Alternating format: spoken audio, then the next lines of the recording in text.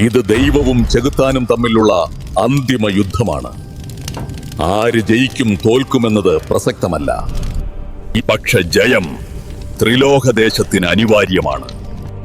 ചെകുത്താൻ വാഴൻ പാടില്ല. ദൈവത്തിന്റെ പ്രതിരൂപമാണെന്ന് ജനങ്ങൾ വിശ്വസിക്കുന്ന മേഘവർമ്മ രാജാവ് രാജ്യഭരണം ഏറ്റെടുത്ത നിമിഷം. പക്ഷേ ആദ്യഘട്ടത്തിൽ തന്നെ ചതിയുടെ വിള്ളൽ വീഴ്ത്തി. മേഘവർമ്മന്റെ സഹോദരൻ ദുരോധമന് ചെകുത്താന്റെ സന്തതികൾ ഒരു ദുരാത്മാവിനെ കൈമാറി. ദൈവത്തെ നിന്ദിച്ചുകൊണ്ട് ചെകുത്താന്റെ പരാശക്തിയിൽ ദുരോധമൻ തന്റെ ജനങ്ങളെ കുരുതിക്കൊടുത്തു.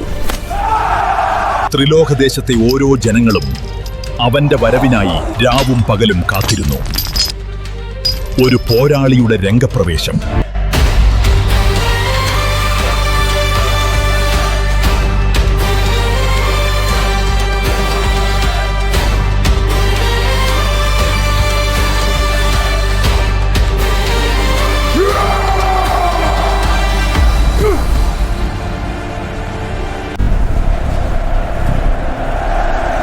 ഇവിടെ യുദ്ധതന്ത്രമില്ല. നിഴലാട്ടവും പകർന്നാട്ടവും ദുർമന്ത്രകരുത്തിൽ ആൾമാറാട്ടവും മാത്രം.